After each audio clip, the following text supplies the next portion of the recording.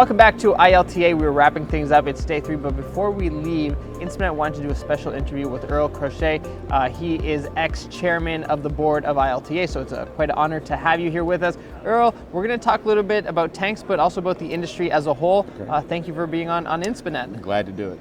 Earl, I don't know where you want to start this conversation exactly. Your specialty is in tanks. You were telling me earlier before we started that you have experience, in all sorts of aspects of the industry. So I don't know, what can you tell us that makes ILTA this year special?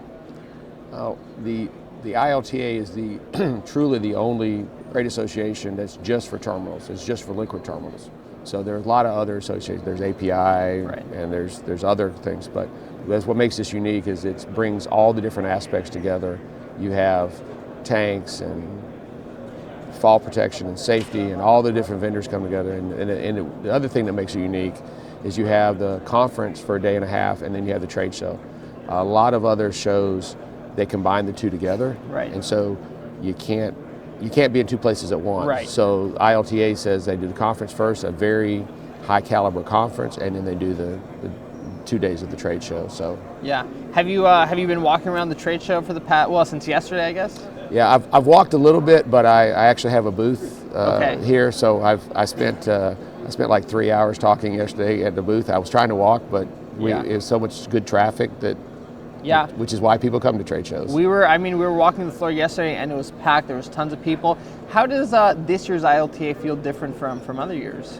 It's ILTA, like everybody else, went through the COVID years, and they had to move, and it was much reduced, and it's growing back again. Right.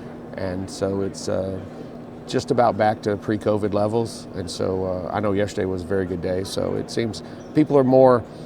2 years ago it was all the masks and hand sanitizers and people, and now it's like it never happened. People are shaking hands and hugging and just walking around, so it feels much more normal. Yeah, talk to me a little bit about coming to these conferences, to ILTA, to network, and what are the benefits of doing that? I've been coming to ILTA for 16 years now, and I was an owner-operator for most of that time. And so the advantage for an owner is you come in and you see people like probably 20% of the booths here I've worked with at some point in my career. But then you're looking for new technologies, new companies. There's always something new to come. And so, in fact, the company that I have a booth here with this year, I found them at a trade show 5 years ago because they had some idea, and I found. So it's the networking. To me, it's almost like it's almost like a reunion every year, because some of these people you see throughout the year, but some of them you only see at the shows, and it makes it. To me, it's always a good time.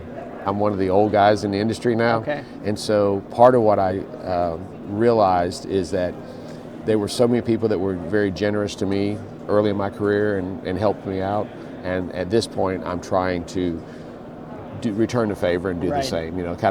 I'm not paying it forward necessarily, but I'm trying to help folks when I can. So I'm sure you must have seen a lot of that, during your time on the ILTA board as well. And something else that I wanted to ask you, based off what you just said, we interviewed people yesterday whose companies, I think some of them were 4 generations, 50 years. Hundreds. Some of them had hundreds of years of combined experience amongst their employees.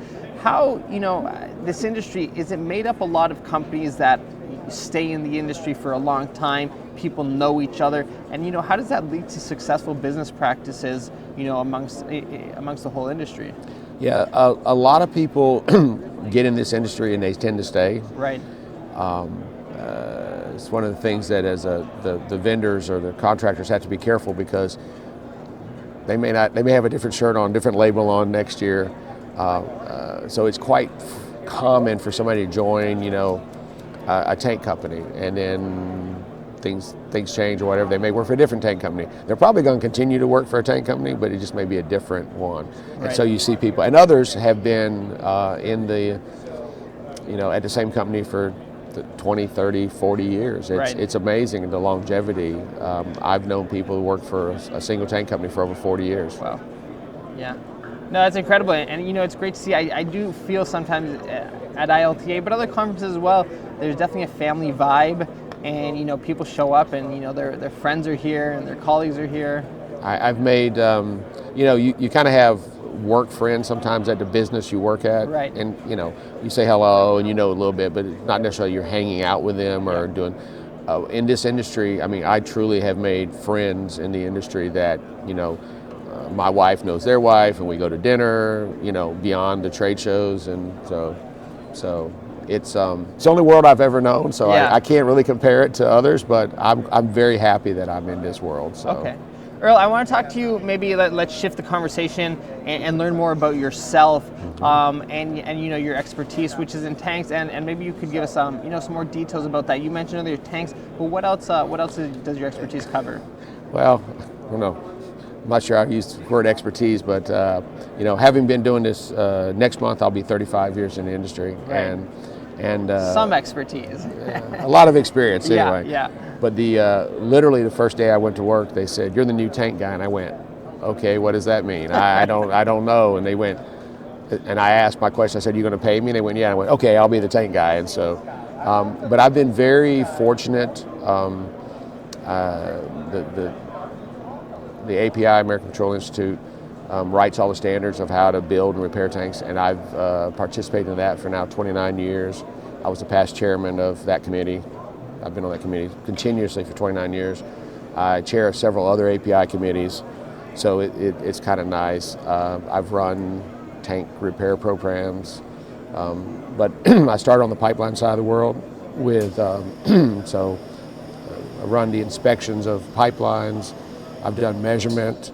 Did you know that there's actually a 1 and 5 gallon gas can in Maryland that is the official measurement in the United States? No, I did not. I've actually touched those 1 and 5 gallons. That, It's at the National Institute of Standards and Technology. There's literally a 1 gallon can and a 5 gallon can that everything in the United States that's measured right. has to go back to. Interesting. I work for a very small company.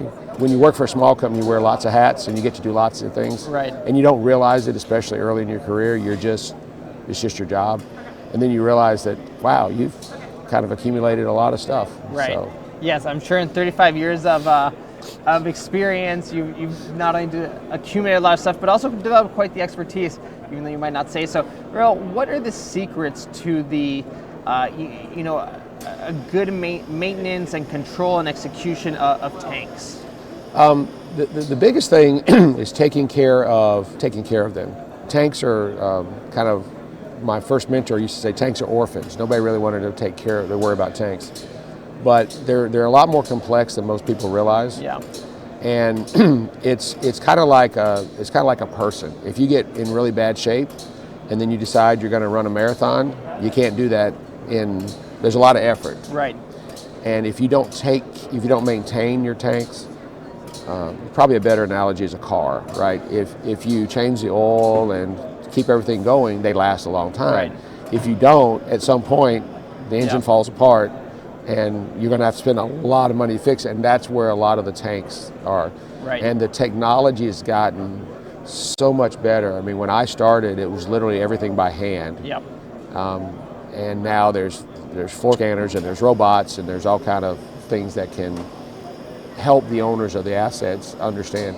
And the regulations have gotten so much worse. Yeah. So used to be people didn't care if their tanks leak, and now nobody would ever say that. So. Right. Yeah, it's interesting you mentioned it because yesterday we talked to the guys over at Square Robots, and they showed us this robot that they sink down to the bottom of the tank and they map the entire floor. And then I was talking to some other experts and saying that all that used to have to be done by hand. You stand there with a clipboard and read your ultrasound, and it's definitely changed quite a lot.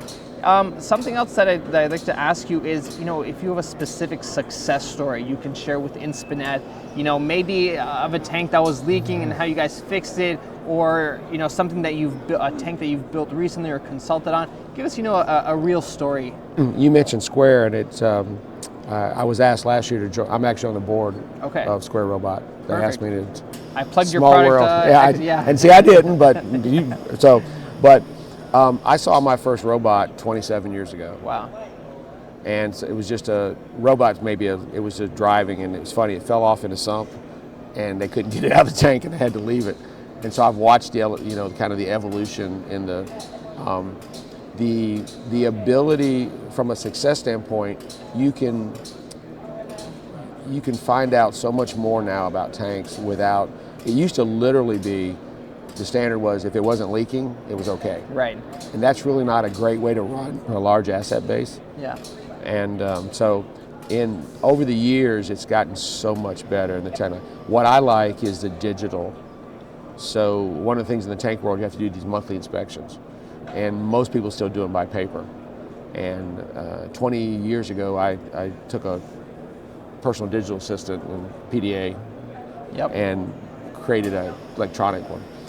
And even today, most people still aren't doing it. They're just now in the last couple of years starting to use like a tablet or something. Right. And you can take pictures and we have so much more information now, but it's what do you do with that information? Of course. And the information itself is of no value. And what I have found is that there's not that many people that can understand what all that is. So that's why I've been able to, last couple of years, I've been able to make a living as a consultant. So. Right. Yeah, analyzing the data. Earl, you know, maybe I should have asked this towards the beginning, but for our Inspenet followers, what is the average cost of an average size tank to build, you know? And that question comes up a lot. It's really dependent on location and size and capabilities, but at the very low end, you're talking about $20 a barrel. Right. So a 100,000 barrel tank would be $2 million. Right. If you start adding roofs and coatings and things like that, you can get $30, $40, $50 a barrel or more. Wow. So a big tank is it's not a small exercise. Right. So. Hence this whole conference here. Yeah, that's a lot of it. Awesome. So. Earl, I don't know if there's anything else you'd like to add. You know, we're wrapping things up here at ILTA. I appreciate it, and I look forward to doing this again in the future. Okay. Earl, thank you so much for your time. Inspenet here at ILTA, we're wrapping things up.